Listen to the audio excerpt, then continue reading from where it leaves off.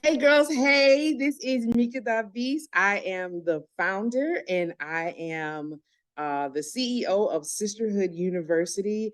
I am so excited to present to you all First Friday Wellness Check-ins. Check in, raise your hand if you can hear me clearly, loud and clearly. Okay. Well, I'm so excited to have you ladies here. Those of you that are already Sisterhood members, I see some of you on. You already know when I'm bringing the speakers, I'm bringing the speakers. They are ministering to heart, mind, body, and soul. And so, something that I was having a conversation with someone about is oftentimes we we feed our souls and not our spirits, because our soul contains our mind, our will, and our emotions. And so oftentimes we are so busy feeding that we think we're feeding our spirit, but we're really not. And so this amazing, wonderful, I'm gonna stop talking because she needs all the time. We met at a event that we both were speaking at, and we just started talking. And what grabbed my attention was the way she was having conversations with her 8-year-old daughter in an empowerment way. And her daughter wanted to buy some things. And the way she was speaking to her, I mean, my antennas just like went up like spidey senses. And then I went over and started a conversation with her after her speaking, and she talked about the decision matrix, and then that just more spidey senses started sparkling, and we had this conversation, and now we've been talking, and we call ourselves, are y'all ready? Two sober drunks, because we get so drunk off of our conversations that it is absolutely amazing. Like, we take notes off of each other's conversation. But Dr. Rhoda is in New Jersey. She is in family medicine and also practices holistic ways of treating her patients. Another beautiful thing about her is because she herself, as a physician, has experienced burnout, she started the Wellness Suite 360. I love the name, right? And so we spoke, and she said, absolutely 1000%, I will speak to the sisterhood about burnout and some of the things that her and I have been discussing. So without further delay, thank you, ladies, for joining.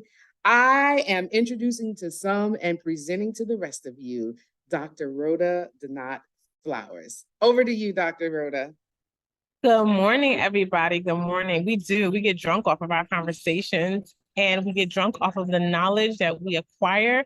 How many people read like a book a week or like a book a month? Where are my readers? Yeah. Yeah. What are we doing with that though? Are you doing anything with it? Okay, okay. Okay. But how many of you also have like this really big dream that you're trying to achieve? Can I get show of hands? Okay, so we have this really big goal. We're all super readers, we're all super learners, but there's a disconnect between what we're wanting to do and what we're actually doing, and like the knowledge that we have, right? So we have what we want to do, we have the knowledge, and there's a thing that's stopping us. So today, what I want to talk to you about is how to accomplish your most audacious goals. Who am I to talk about that, right? Just a little bit of backstory. So one of my girlfriends, her name is Fernez Labady. She lives out in Georgia. She is the medical practice manager of her husband's medical practice. And she's always saying, wow, how do you do it? Like, my daughter's a homeschool kid, right? So I'm a physician, I'm a homeschool mom. I've owned in that. I've also been a wife. I've owned the medical practices, urgent care, primary care. I've done concierge medicine, and a couple of other things. I'm currently writing my book and relaunching a whole different platform, right? And she is like, first of all, how do you have the confidence to make these decisions and know that they're going to turn out right? And how do you juggle all of it? And that's what I want to talk to you about today.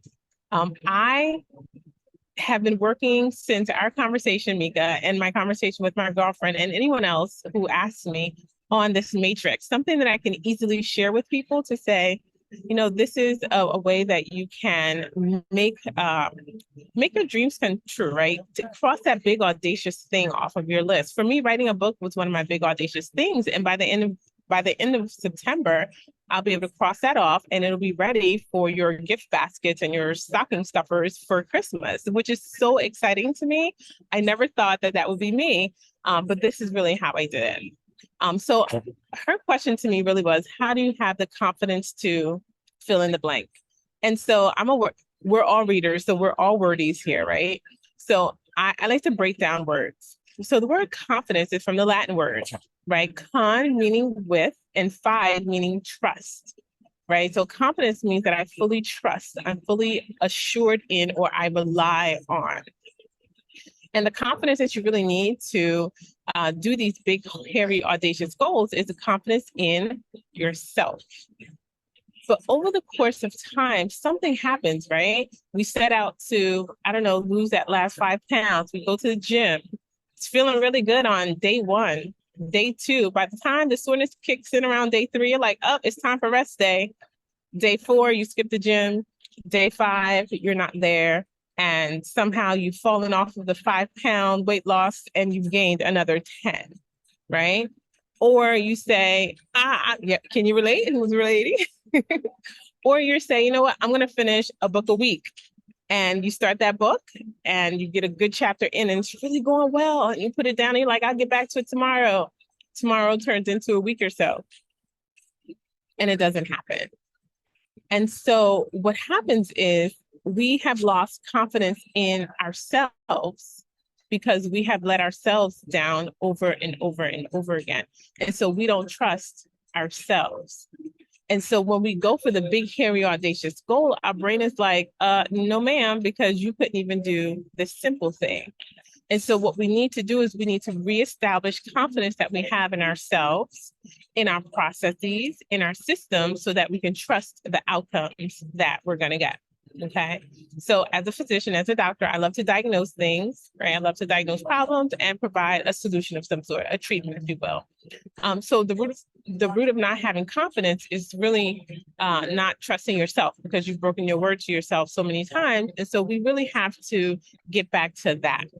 Okay.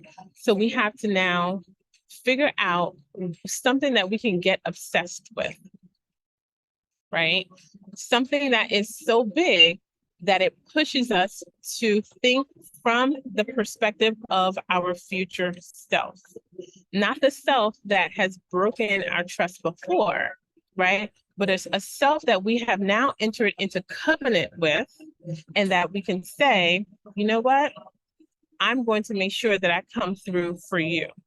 And it's actually interesting because a lot of us, I've spoken to quite a few people, we're good with keeping promises to other people, but we're really bad at keeping our promises to ourselves.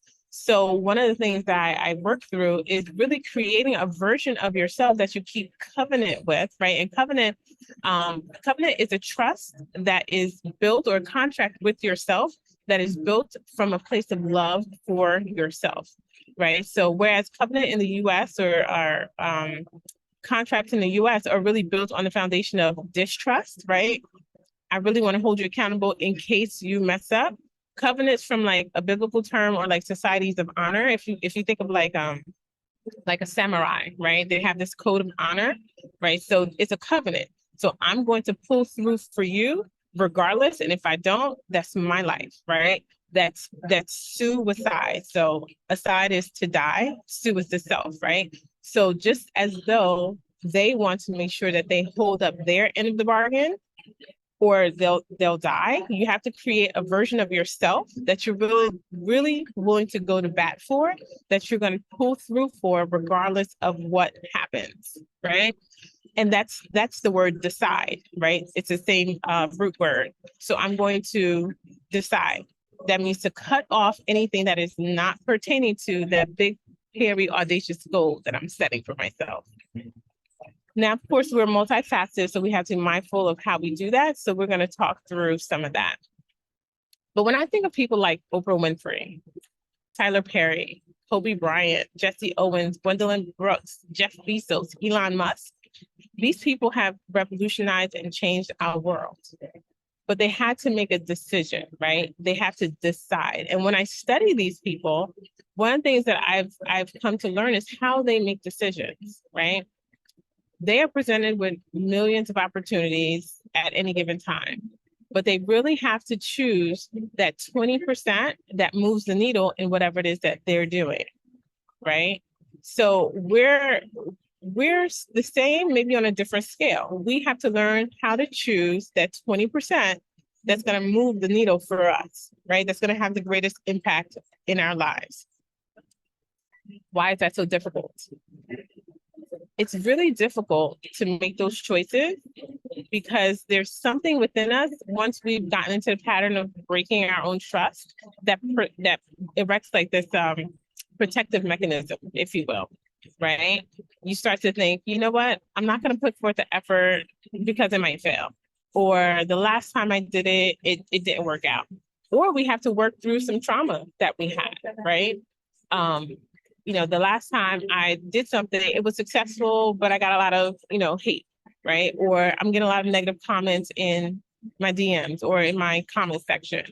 So these are all the things that we tell ourselves that keeps us from going to the next level, right? But those things are going to come. So we really have to create another category called ROF. We're all familiar with ROI, right? A return on our investment. But there's also a return on our failure. You do a project, it doesn't work out. But what did we learn from that project, right? Or you make an investment. You pay, this has happened to me. I've paid an agency, right, to do some work for me. And they got the money, but I didn't get the service. Was it a waste? You might look at it that way, but what did I learn? I definitely learned how to better vet different companies, right? I definitely learned the questions to ask. And I definitely also, and this is really important, when I'm working with agencies, particularly if it's something that I need to bring in-house, I go and I say, hey, listen, I'm hiring you to do the work and to teach me how to do the work. I plan on being with you for 6 months. And then I do plan on, taking this in-house. So I'm really partnering with you short term. Obviously, I'm going to pay you, but if you want, I'll pay you a little bit extra so that you can help me do what I need to do internally. So those are some of the expectations that you can set both for yourself and for the people that you're working with. All right. So for the big audacious goal, first we have to set the audacious goal. And I like what you said earlier, Mika, about the soul, right? You have to know it from your soul. In the psychological realm, decision-making comes from 3 places and accomplishing goals comes from 3 places. First, you have to be able to think that you can do it. Then you have to be able to feel as though you can do it. And then you have to know that you can do it. And the knowing, that's the part that's in your soul. It becomes a fabric of who you are. So I think I can lose 5 pounds, right?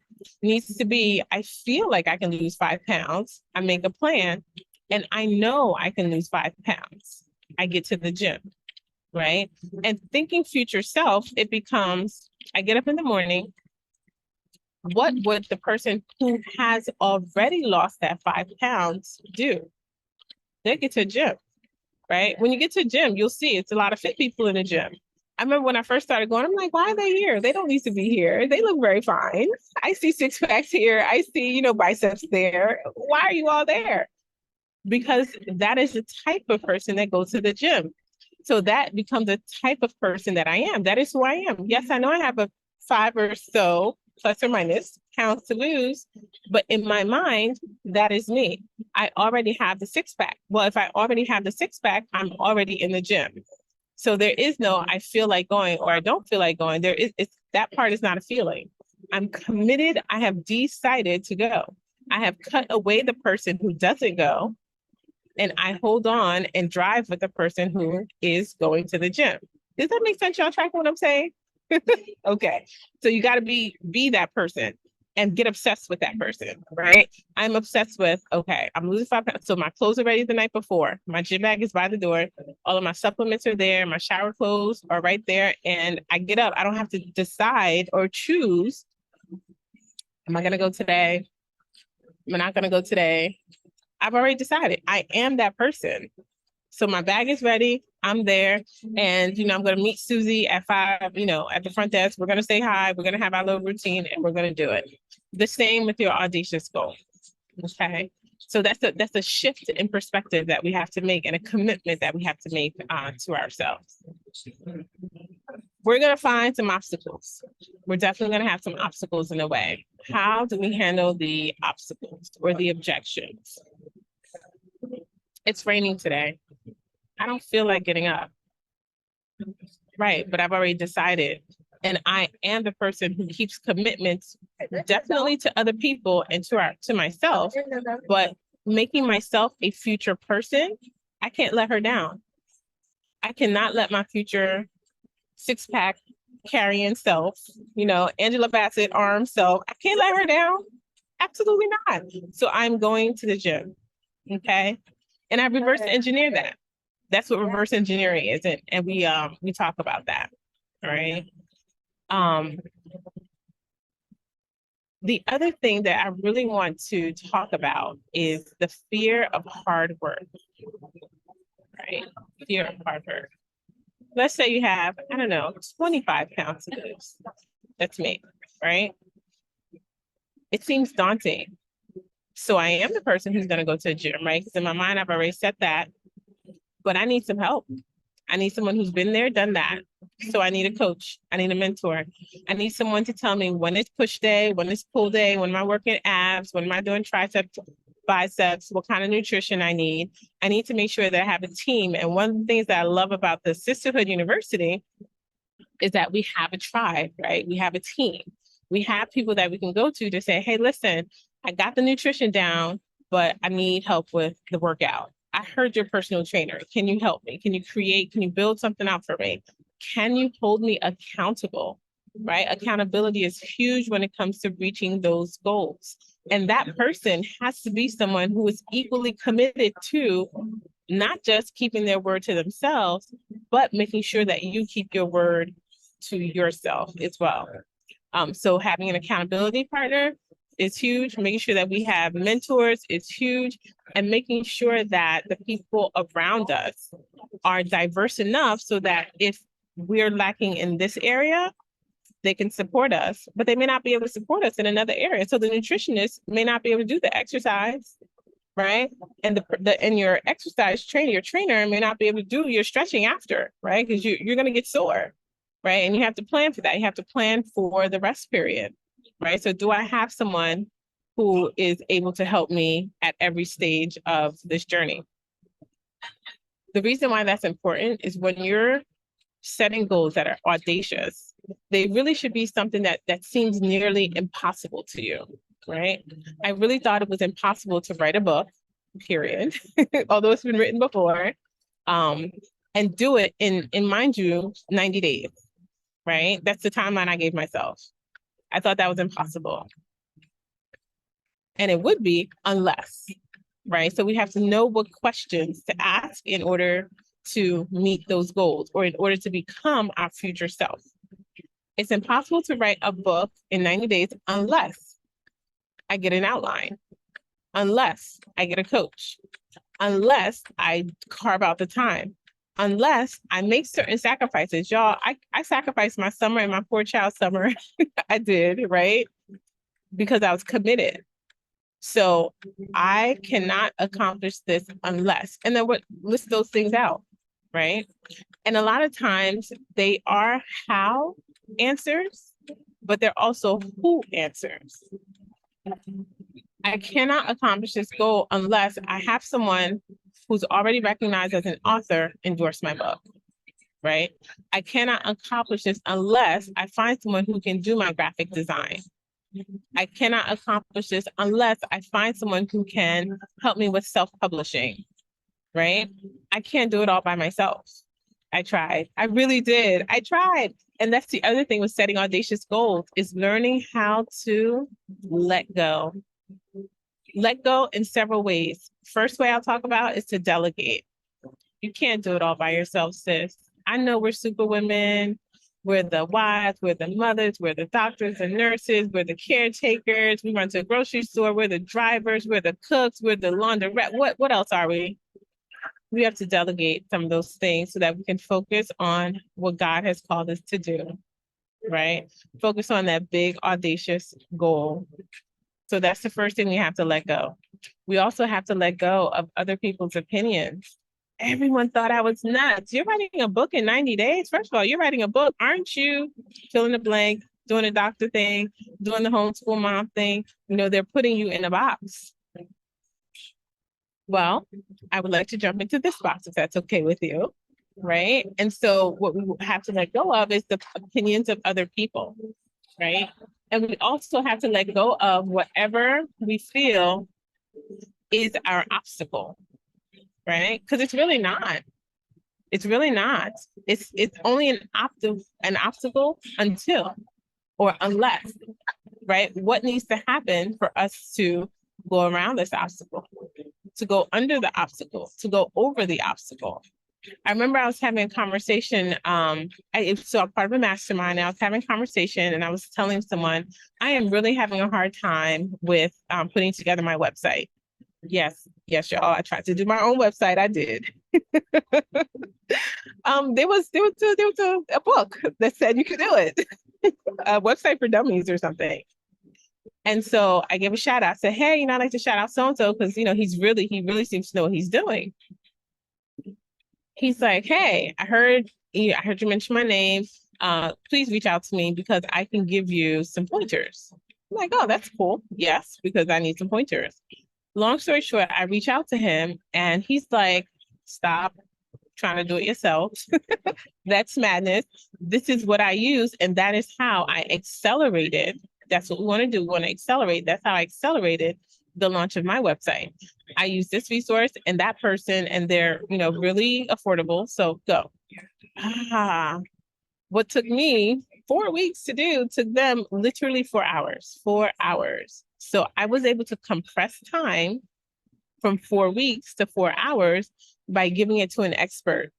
And I know it sounds like common sense, and I know it up here, right? The thinking part, but I didn't know it in the fabric of my being, right? So we have to know things, not just cerebrally, which I know we're all good at, but we have to know it from a sense of that's who we are. That's our being, right?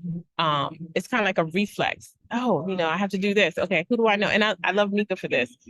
Hey, oh wait, who do I know who could do that? Oh, I know so-and-so who would do that, right? It's a reflex. It has to become second nature that we're looking for ways to clear our plate enough so that we can focus just on our vision.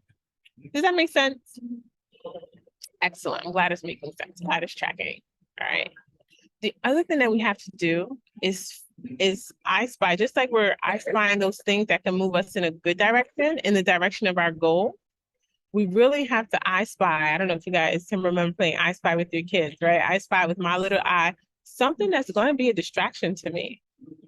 I need to I spy that 80%, and it's like 80, it's the Pareto rule, right? That 80-20 rule.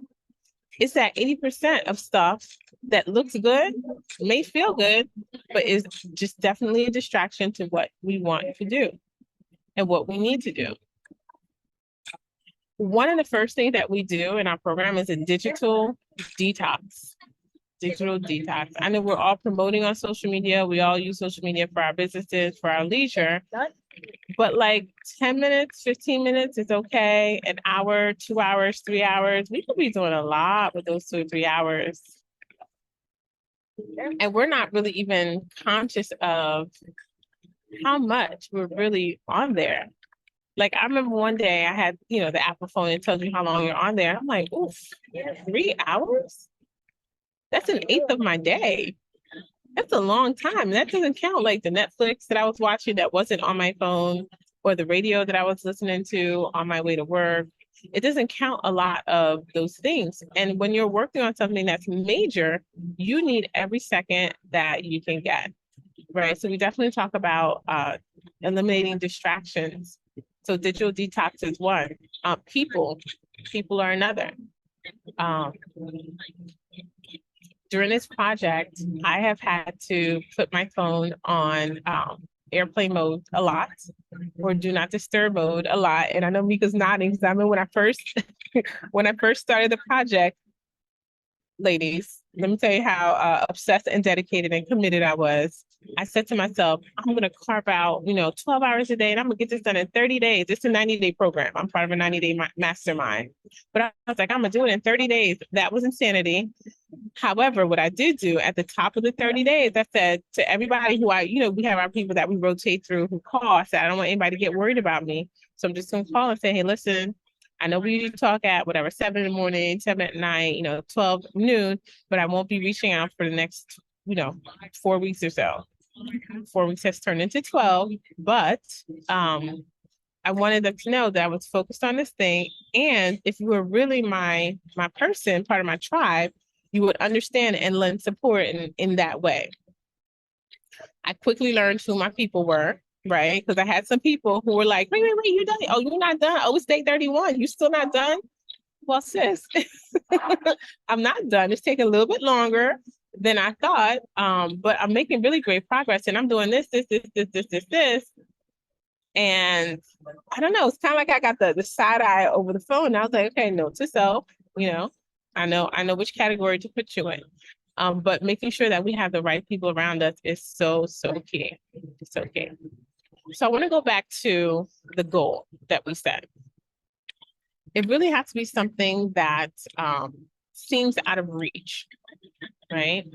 And in order for you to reach a goal, it has to be clear so that you can focus on it. I remember doing an experiment one day with my daughter, actually. And I said to her, okay, I want you to walk in a straight line to that tree. So she looked at the tree, she looked at where she was, and I said, close your eyes. And she started walking towards the tree and missed the tree by 3 feet or so.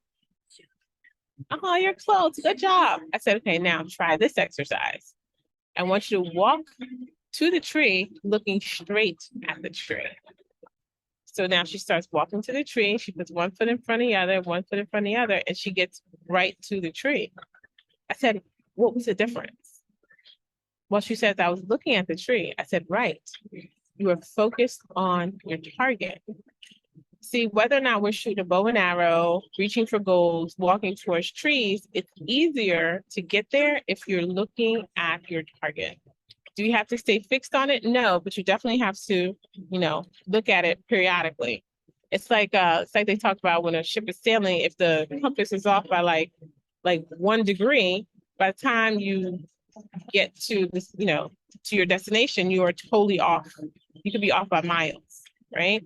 Because you're not keeping your eye on the target. So I definitely want to make sure that when we're setting our goals, that they're crystal clear. Crystal clear. So I know a lot of you are in the consulting space. So I'll use this example, which was what they did for us. Okay, who's your target audience? And I was like, oh, professionals. Okay, what kind of professionals, right? Because the UPS person is a professional, right? The McDonald's manager is a professional, right? Chick-fil-A, they're all professionals. So what type of professionals do you want to target? I was like, I don't know, professionals. Okay, construction workers, firefighters, they're all professionals. Who do you want to target? Well, I want to target professionals who need my help. Great. But if you don't know how to call them out, they won't come to you, right? So I target executives, physicians, entrepreneurs who have suffered burnout. Specific, right? So if you haven't suffered burnout, I'm probably not the one for you, right? If you're not, a physician, an executive, a manager, I'm probably not the one for you. Maybe, right? You might still benefit, obviously, because it's high level enough where it's for just about everyone, but it's really specific for that niche. One of my classmates or mastermind mates, she focuses just on models, right? I focus on models who want to take their career to the next level. Very specific. So one guy, he says, I focus on, or I help entrepreneurs who want to get a loan of $100,000 or more. There's another guy though. I want to focus on individuals who want $500,000 or more. And yet a third individual who says, I focus on entrepreneurs who want to secure a loan of $50,000 or more. Each of them has a clear niche. And I know, okay, well, if I need 50,000, this is who I need to go to. If I need 100,000, this is who I need to go to. If I need 500,000, this is who I need to go to.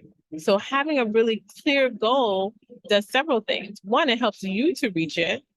And it also helps the people who need to reach you find you, right? It's like you put the bullseye on your own head, right? I am the one that you want. If you want to go east, I'm not the one for you. But if you're going west, I got you. So getting clear is really, really important. And how do you get clear? Knowing yourself, self-awareness. Self-awareness is really, really key in clarifying your goals. Knowing who you are, whose you are, and what you're here for. Like, what is your voice? Right. And, it's one of the things that that we talk about a lot is the voice. A lot of times through our life experiences, through trauma, through social media, through just life, we do tend to lose our authentic voice. We tend to echo out of our spaces of pain and out of our spaces of trauma. And unless you address the pain, feel the pain, heal the pain, it's really hard to move forward because you're if you can imagine something that's broken, you're moving and you're like cutting people left and right because you got all these sharp edges and you're cutting from the place of trauma. But it is possible to heal from the trauma by first becoming aware of it, releasing it, right? Forgiving self, forgiving others, and then moving forward, right? Because a lot of times we're holding on to, well, I can't believe that she said and they did, and all of that is energy wasted.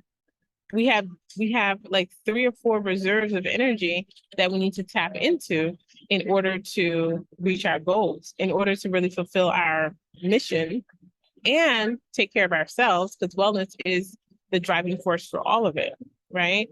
If we're not putting our energy towards self-care, we're not going to be able to reach our goal, especially if we're using that energy towards remaining in the past, I like to say, or being stuck in the future being stuck in the present instead of driving forward to the future. I'm going to say that again. You don't want to use your energy staying in the past, being stuck in the present. You want to use your energy to drive forward into the future. See, the person that I was who started this call, I'm not the same person, 20 minutes into the call, right? I'm a different person. And who am I? Well, I'm the person who wants to stand on the stage next to a few people that we know the names of. I'm trying to figure out, do I put it out now or not, right? But this is my goal, right? I want to stand next to, I'll say it this way, I want to stand next to other transformational leaders, right? So I'm talking to you not as the person who, couldn't find her makeup bag this morning, so, had to figure that out. Like, I'm not talking from that. I'm talking from the standpoint of a person who already has a makeup artist, right? Who will do her hair and her coif and will stand on stage and will rock the stage and will transform lives. That will drop at least one seed of an idea that someone can run with so that they can make their lives better, so that they can not only make their lives better, but make themselves better enough to go and impact the lives of others, right? So a lot of people are like, why did you pause medicine to do this? Well, in medicine, I can impact one-on-one. So in my day, and I know people have beaten my record, especially post-COVID, but my record for how many patients I saw in one day was 95. So in a 12-hour day, I saw 95 patients. I know, madness, but that's a whole different conversation, right? But that means that in a day, I can only impact 95 people.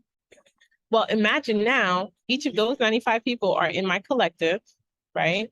And I change their lives, and they each now go out and impact the lives of 95 people. Now that impact is massive. And that's the shift.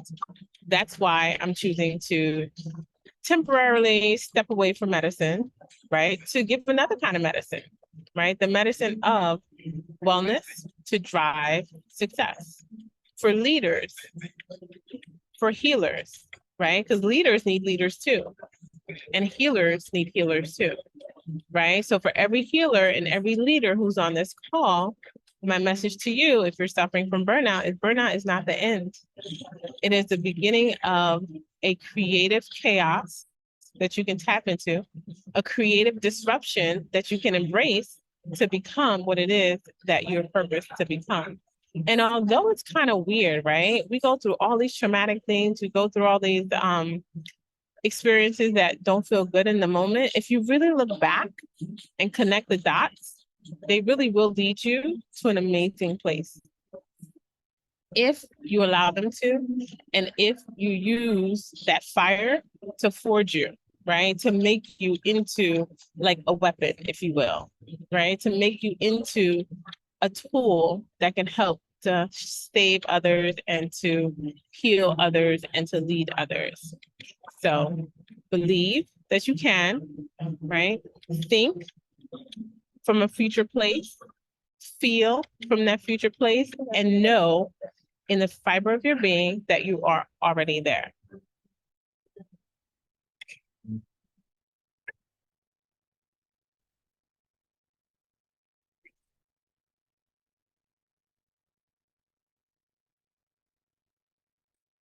Thank you, Dr. Rhoda, for that. Well, I'm going to open it up for some Q&A, but I want to be the first one to ask a question since this is First Friday Wellness Check-in. So in the beginning, you talked about obsession, right? Becoming obsessed with our goals.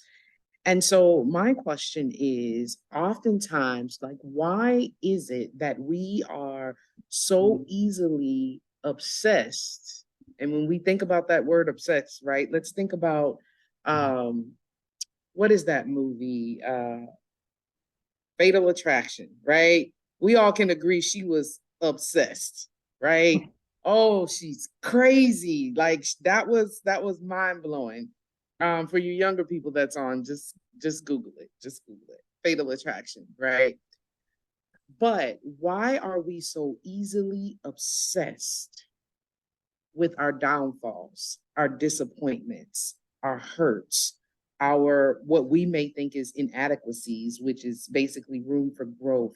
Why are we so obsessed with that? And how do we take and pivot that to become obsessed with our purpose that God has given us? Because I'll share with you ladies, I'll have a transparent moment. I so easily become obsessed with everybody else's vision than what God has given for me. I will jump on board. I will help support you. I will connect you. I am easily obsessed and much more frequent to other people's vision than mine. And I know that's a whole lot that I just put out there, but I guess to summarize, why are we so easily obsessed in reverse? That is a great question. So one of the things that I talk about when a baby starts to develop, starts to walk, right? They first start to crawl, they turn over on their belly, and they start to walk. We celebrate every step, right? It's a wobbly step. They get up and they kind of teeter. She falls, ah, right? Even the fall is celebrated. Sometimes we're extended a hand. Oh, come on up, baby, come. And we have someone on the other end who's celebrating us. And the drive, like the normal drive that tells you, okay, it's time to get up and walk. Even if you don't have a champion, that drive is still there. As we get older, our falls, right? If you stick with the analogy, they're not celebrated, right? I'm not really sure how people get D's and F's in art class. It's art. This is the expression of who I am, right? So we're not going to even take the hard stuff. We're not going to take the science and history, but like, this is art. This is where I'm supposed to be expressing myself. I've created something out of who I am, but because you don't think that my artist is appropriate, you give me an F, and that stays on my record. And I go home and I get in trouble with my parents. right? So I'm not celebrated for my effort anymore. So I don't even pursue art, although there might be an artist within me, right? So now you're not celebrating me and I'm not celebrating me either, because we all want to be seen, heard, understood. We want to be applauded, but the world stops applauding us and they start to shame us and guilt us, right? And so now we try to avoid the shame and the guilt for ourselves. But we definitely want to make sure that other people reach their goals. So we become cheerleaders for others, right? So it is, you're right. It's easier to say, hey, I got you. Oh, you had a return on failure. That's okay. We learned that. But we won't do that for ourselves because the guilt and the shame, that's heavy. I don't know who has dealt with guilt, who has dealt with shame, but those things are heavy. They create this haze, this visual haze that's very difficult to see through. And the person that we need to see the most is ourselves. So imagine standing in front of a mirror, right? The mirror that connects your present you to your future you, but not really being able to see that future person because of that haze of guilt and the haze of shame. And so you said something earlier about healing. It's definitely possible to heal. And that's what we work through, right? We work through from like a trauma-informed perspective, identifying the thing that causes guilt and shame, right? I was embarrassed because I got a D or an F in art, for example, right? Got home, didn't get a good feedback from parents, and really repairing that, right? It's called the kintsugi mind, right? So we actually go through a whole exercise where we literally take a bowl, we break it, right? And this represents whatever fracture we had. And then we take lacquer that's infused with gold, right? And through working through whatever trauma it is, we literally put this thing back together. And that's from a Japanese concept. The bowl, after it's been broken and repaired, is actually more valuable after the repair, right? So now a bowl that was, I don't know, $5 is now like 5,000, $5 million in terms of money, but it's more valuable in terms of purpose as well, right? And that actually came from a king, right? One of their emperors who had his favorite bowl break, and he wanted it repaired. Somebody repaired it with staples and it looked really ugly. So they developed this technique. And now the emperor's bowl was actually more valuable after the fact than before the fact. And if you think about you and I, all of us here on the call, some of the experiences that we go through, like me experiencing burnout, makes me more valuable to people who are also experiencing burnout, but have more to offer to the world. So if I was not broken by burnout, I wouldn't really have as much to offer. Yes, I know I would still be a doctor. I would still be impacting people, but now I can impact the people who impact the people, right? So it's a perspective shift of celebrating ourselves, right? Celebrating our learning, right? Keeping that Kaizen mind, so that learner's mind, right? To remember, hey, I'm learning something new. I'm learning art. I'm learning book publishing. I'm learning whatever. Making sure that you keep in mind, this is new. I'm going to fail, and I'm going to learn from that failure.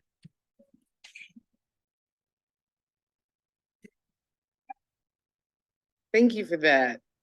So I'm going to stop the recording, but before I stop the recording, for those who may watch this later, thank you for joining in with Dr. Rhoda. Her information will be in the description for you to contact her about her Wellness Suite 360. And then also check out Sisterhood University, because we are a safe space for women to come be heard, be healed, and be empowered.